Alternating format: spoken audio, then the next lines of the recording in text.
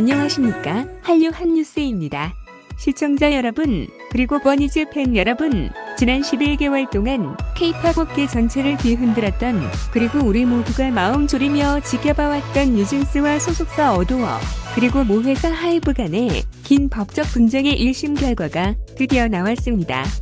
어제 11월 5일 서울중앙지방법원은 뉴진스 멤버 5인이 어도어를 상대로 제기한 전속계약 효력 정지 가처분 신청을 기각하고 본안 소송에서 양측이 체결한 전속계약은 유효하다라고 판결했습니다. 이는 사실상 뉴진스 멤버들의 완패라는 평가가 지배적입니다. 법적으로 뉴진스는 2029년까지 어도어 소속으로 활동해야 한다는 의미입니다. 하지만 우리 모두가 아는 것처럼 법의 판결과 사람의 마음, 즉 신뢰의 문제는 다릅니다. 뉴진스 측은 신뢰관계가 이미 파탄났다며 즉각 항소 의사를 밝혔습니다.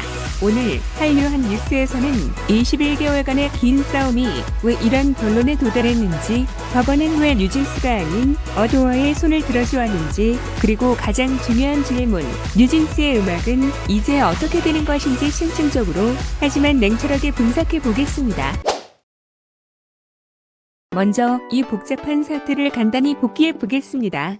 모든 것의 시작은 2024년 8월 하이브가 미니진 당시 어도어 대표를 경영권 탈취 시도 혐의로 해임하면서부터였습니다. 뉴진스 멤버들은 자신들의 음악적 어머니이자 프로듀서였던 미니진 대표가 해임되자 미니진 대표의 복귀를 요구하며 하이브와 대립각을 세웠습니다. 결국 2024년 11월 뉴진스 멤버들은 어도어의 전속계약 해지를 통보했습니다.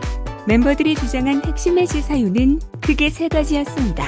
첫째, 미니진 대표의 해임으로 인한 매니지먼트 공백과 신뢰 타탄. 둘째, 하이브 산하 다른 레이블의 그룹 아일리시 뉴진스의 콘셉트를 표절했음에도 회사가 이를 방치했다는 권리침해. 셋째, 박지원 하이브 CEO가 뉴진스 멤버 한이에게 미니진 편을 들면 불이익을 주겠다는 취지의 발언을 했다는 인격권 침해 주장이었습니다. 멤버들은 이러한 이유로 어도어와의 신뢰관계가 회복 불가능하게 파탄났으며 더 이상 계약을 유지할 수 없다고 주장했습니다.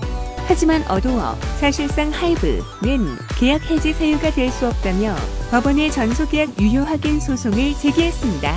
그리고 어제 법원의 1심 판결이 나온 것입니다. 그렇다면 법원은 왜 뉴진스 멤버들의 주장을 받아들이지 않았을까요? 판결문을 상세히 분석해본 결과 재판부는 뉴진스 측이 제기한 모든 핵심 주장을 기각했습니다. 첫째, 미니진 대표 해임 건의입니다. 재판부는 전속계약서 어디에도 미니진이 반드시 대표이사나 프로듀서여야 한다는 조항은 없다고 판단했습니다. 또한 어도어가 민 대표 해임 후에도 그녀에게 프로듀서 측을 제안했지만 민 대표가 스스로 사임한 점을 지적했습니다. 즉, 민 대표의 해임이 곧 뉴진스 활동에 대한 계약 위반은 아니라는 것입니다. 둘째, 아일리 표절 건의입니다. 법원은 설령 콘셉트가 유사하더라도 이것이 곧바로 어도어가 뉴진스에 대한 보호 의무를 위반했다고 볼 명백한 증거는 부족하다고 보았습니다. K-팝 업계의 콘셉트 유사성 문제는 법적으로 매우 복잡한 문제이며 이것이 계약 해지 사유가 될 만큼 중대하지 않다고 본 것입니다. 셋째, 한이 관련 발언 건의입니다. 이 역시 재판부는 해당 발언이 사실이라 하더라도 이것만으로 계약 전체를 무효화할 정도의 신뢰 파탄이라고 보기는 어렵다고 선을 그었습니다. 그리고 가장 결정적인 증거가 있었습니다. 바로 미니진 전 대표와 측근들이 나눈 카카오톡 대화였습니다. 재판부는 이 카톡 대화를 근거로 미니진 전 대표가 하이브의 감사나 해임 통보 이전에 뉴진스 멤버 부모들을 동원해 하이브를 압박할 여론전과 법적 소송을 사전에 기획했다고 판단했습니다. 즉, 법원은 이 사태의 시작이 하이브의 부당한 대우가 아니라 미니진 측의 사전 계획에 있다고 본 것입니다. 이는 뉴진스 멤버들이 주장한 신뢰 파탄의 원인과는 정반대의 해석입니다. 법원은 오히려 뉴진스 멤버들이 민 대표 측의 계획에 동조하여 계약 해지를 주장하는 것으로 보았고, 이는 정당한 해지 사유가 될 수 없다고 못 받았습니다. 판결은 나왔습니다. 법적으로 뉴진스는 어도어 소속입니다. 하지만 현실은 냉혹합니다. 첫째, 뉴진스 측은 즉각 항소하겠다고 밝혔습니다. 이는 2심, 3심, 대법원까지 기나긴 법정 싸움을 이어가겠다는 의미입니다. 몇 년이 더 걸릴지 모르는 싸움입니다. 둘째, 간접 강제 조항입니다. 법원은 뉴진스 멤버들이 어도어의 승인 없이 독자적으로 연예 활동을 할 경우 1회 위반 시 멤버 1인당 10억 원을 어도어에 지급해야 한다고 결정했습니다. 10억 원입니다.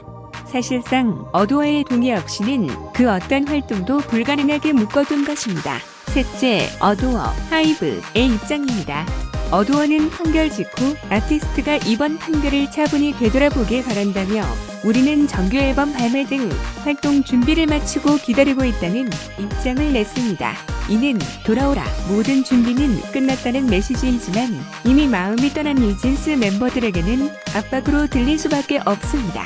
지금 뉴진스는 K-팝 역사상 가장 성공적인 데뷔를 한 그룹 중 하나입니다. 하지만 이 판결로 인해 그들은 원하지 않는 회사에서 원하지 않는 활동을 강요당할 수도 있는 혹은 항소를 이어가며 기약 없는 공백기를 가져야 하는 최악의 기로에 서게 됐습니다. 한류 한 뉴스는 오늘 이 사태를 보며 K-팝 시스템의 근본적인 문제를 다시 한번 생각하게 됩니다. 이번 판결은 계약의 법적 유효성을 확인시켜 주었습니다. 네, 계약서는 유효합니다. 하지만 법원이 강제할 수 없는 것이 있습니다. 바로 신뢰와 창의성입니다. 뉴진스가 뉴진스일 수 있었던 이유는 뮤니즘이라는 프로듀서와의 독특한 케미와 신뢰가 있었기 때문입니다. 이제 그 신뢰가 법적으로 그리고 감정적으로 완벽하게 깨졌습니다. 하이브는 법적으로 승소했지만 과연 마음이 떠난 아티스트를 데리고 예전과 같은 성공을 만들어낼 수 있을까요? 팬들은 과연 신뢰가 깨진 관계 속에서 억지로 만들어진 음악을 진심으로 사랑할 수 있을까요? 이것은 K-팝 산업 전체의 비극입니다. 법적 승리가 모든 것의 끝이 아님을 우리는 너무나 잘 알고 있습니다.